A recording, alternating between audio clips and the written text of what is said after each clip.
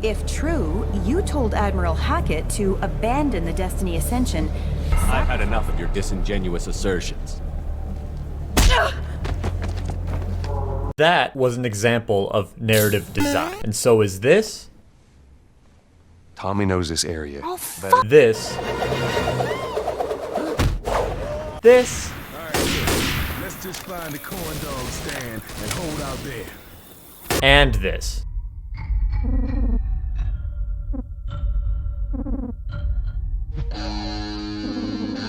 Narrative design is the most misunderstood and hard to pin down aspect of game development. Sure, it's the cutscenes, dialogue, and world structure of the game, but that's really just the surface level. Whoops. Narrative design is the end result of blending storytelling principles and gameplay systems together. It's story and gameplay working together to make the game better. The narrative should make the gameplay more thought-provoking and engaging through added context and information, and the gameplay should change the narrative through choices and decisions, or make the story more thought-provoking through what you do in the gameplay. I've had enough of your snide insinuations. Deciding to punch the reporter in the original Mass Effect trilogy is quintessential narrative design. Mass Effect has a dialogue system that is often tied to its morality system, so the things you say in conversation will not only change the events you experience later in the game, but will change the morality of the player's character. The player chooses what they want to happen, so the game changes the content you see to reflect the player's choice. A simple gameplay decision, a simple story outcome. So when the snarky reporter who aggressively tries to blame Shepard for the galaxy's failings and makes him look bad on a galactic news station goes just a step too far, the player can decide to either talk their way through the interview or end it quickly through a more intense approach. I knew this was a mistake. Whatever choice the player decides, you firsthand see the result of your gameplay decision later in the series. You punched me when my questions hit too close to home. If video games are a series of interesting choices, then a game's narrative should be why those choices are interesting. Not all games can provide gameplay systems that allow the player to directly influence the story and dialogue like Mass Effect. Story through cutscenes and character interactions is the most known part of narrative design. Last of Us is a title that excels at cutscenes, dialogue, and world structure. At the core of the experience is the growth and relationship of Joel and Ellie, and every part of the game was used to articulate this relationship. So halfway through the narrative, when you get to Tommy's Dam, we can see the relationship hit its dramatic emotional climax. So don't tell me that I would be safer with someone else, because the truth is I would just be more scared.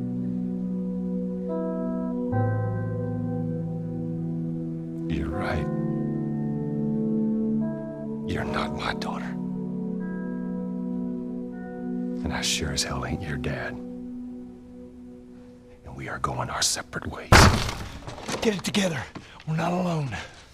And while this is all told through cutscenes and character dialogue, it's no accident this crucial moment to the game happens in a farmhouse. Directly after their falling out, Joel, his brother, and Ellie must deal with a group of hunters who break into the farmhouse to attack them. This lived-in farmhouse, a location filled with memories of a time where a big family lived there happily. Large living room areas, a huge entryway, a teenager's room, a parent's room, shared bathrooms, and a spacious kitchen. It's all a symbol of traditional Southern values like family and community. Something we saw Joel literally hold dearly and lose at the beginning of the game. The house is designed perfectly to invoke feelings of family and togetherness, as well as provide enough space and room for gameplay combat. A room once used to spend time with loved ones is now used to blow apart people's limbs.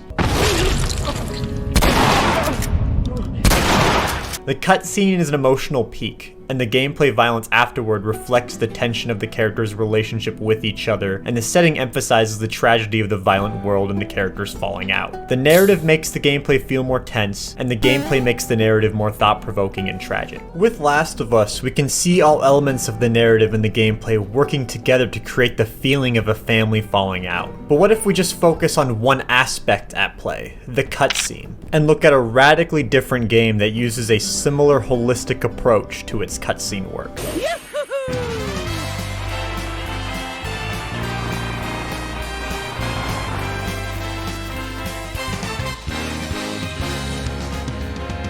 Nintendo's games, especially Mario, aren't really known for their complex stories and heavy use of cutscenes like Sony's major titles. But we can see that same nuance and care in the intro to Mario Odyssey that we normally associate with Naughty Dog's narrative philosophy. An important goal for the opening scene was to make people feel like they were playing a new Super Mario title as soon as they started the game. Many Mario games start off slow, but this time we put everything about Mario, Peach, and Bowser front and center. Things began with a simple yet action-packed Mario vs. Bowser throwdown. The overall reason for the journey, the loss of Mario's hat, and the lead into the first kingdom all needed to be included. We wanted all these elements introduced in under 90 seconds to help maintain a proper gameplay tempo. This dynamic opening act makes the story explode, establishing this title's central theme, surprise. I believe the storyboards do a fantastic job expressing the punch this scene was intended to pack. The game's goal and structure was established early on, allowing us to create a visual style that maximized both. From the camera, animations, and visual effects to sound and background music, all of the title's elements come together to create an opening symbolic of the entire game. While there is no gameplay going on, the great amount of care and detail placed within the minute-and-a-half opening perfectly captures the feeling of the rest of the experience. Here we can see the narrative setting the stage for the game design and reasoning behind the activities the player will do in the game. Textbook example of how cutscenes have been used for decades. It's short, concise, encapsulates the whole of the game, and sets the premise of the experience and gameplay rather than intruding or interrupting it. So far we've looked at single-player story-driven experiences with varying degrees of gameplay complexity. We've seen how narrative can influence decisions and outcomes and set the stage for deep meaning behind the gameplay. But what about the games that seem to completely lack a traditional story? What about multiplayer titles? While narrative design is still very much in those titles, just not in the ways we'd normally think. Yikes, that's brutal! The storytelling and narrative aspects of games that do not have a traditional story usually rely more on gameplay information and character personality rather than traditional storytelling through cutscenes and story moments. Enemy down. Let's take a look at how dialogue and voice direction, two essential components of narrative design, work together to convey information and entertain the player at the same time. Then pay with your blood! Watch out! Lighten it up! Valve's perfected co-op shooter, Left 4 Dead 2, is a masterclass at having voice direction and dialogue provide valuable insight to the gameplay as well as show character personality. This line of dialogue, as funny as it is, actually accomplishes several goals at once.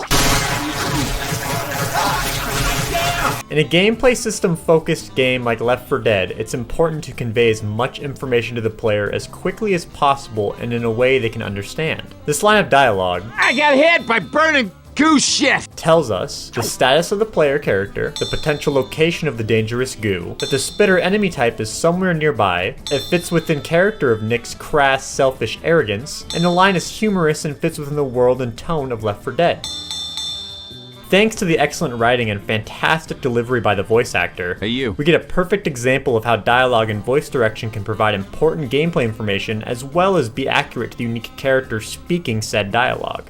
Narrative design can provide unique situations for the player to make gameplay decisions that alter and affect the content of the game, strengthen the meaning behind the gameplay and story, providing deep context for both, sets and reflects the stage, themes, and purpose for the entire game experience, and can provide valuable gameplay information as well as character personality. Truly great narrative design is a mixture of player agency and certainty of narrative delivery. And the various examples we examined show varying degrees of player control in gameplay and the telling of the narrative. Some titles may just use certain aspects of narrative design, like cutscenes and dialogue, while others may try to excel in everything narrative and gameplay integration is capable of. Khalisah the Painful RPG, a cult classic indie title, is all about an apocalyptic world where women no longer exist. With humankind ending not in a bang but a whimper, one man attempts to redeem his past actions while traveling across the land in search for the last surviving woman. It's a brutal game. A very, very brutal game. but features what I consider to be as close to peak narrative design as I've seen so far. Other games have reached the same caliber as Lisa, or further in terms of pushing stories only capable to be told in games. But Lisa is really the only one I can talk about without having to make an hour-long video essay. But really, it's probably best I just show you an example scene and then we'll break it down. The leader of the Psychos has just pulled out one of your party members, which is randomly selected per each playthrough, by the way, and he forces you to make a choice. Your party member's life, or lose your arm. You choose the party member, then he's gone from the game, permanently removed from the story and no longer usable in the gameplay. You choose your arm, then the way you play the game itself fundamentally changes. You can no longer pull off higher damage combos and special moves that require both your arms. You climb slower, you become weaker, have lower defense. You choose to attack the man who threatens you, you fight an unfairly difficult, near unwinnable boss, and after he wins, he kills your party member anyway and then cuts off your arm. The hard difficulty and intense moral choices of the game affect every aspect of it. The story shifts depending on what you choose. The way you play the game shifts depending on what you choose. And it's all in service to the core idea of the game: pain. It's a painful game to play, painful story to experience, and a painful work of art. And in this one scene, we can see all the factors we listed of narrative design are at play.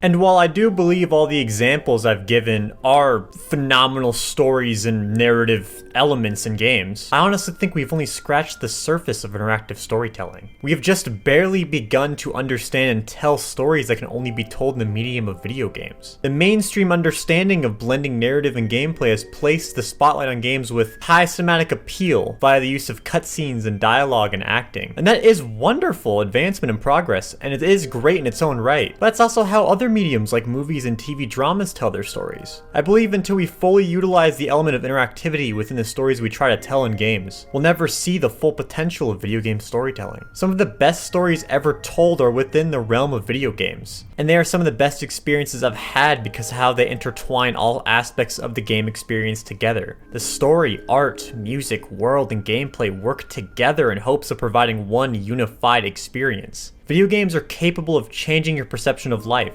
building empathy in others, and can be some of the most fun you can have. If we want games to get better, especially better in regards to the stories they can tell, we must remember and realize all the capabilities games can have and not force them to be limited to other mediums like the film industry. We've figured out the core fundamental idea of what makes a game. Games are a series of interesting choices. We just have more work to do in exploring why those choices can be interesting. But remembering the possibilities and fundamentals of narrative design, and how much a game can be improved by proper story and gameplay synchronization, is a pretty good start to creating the best stories we can.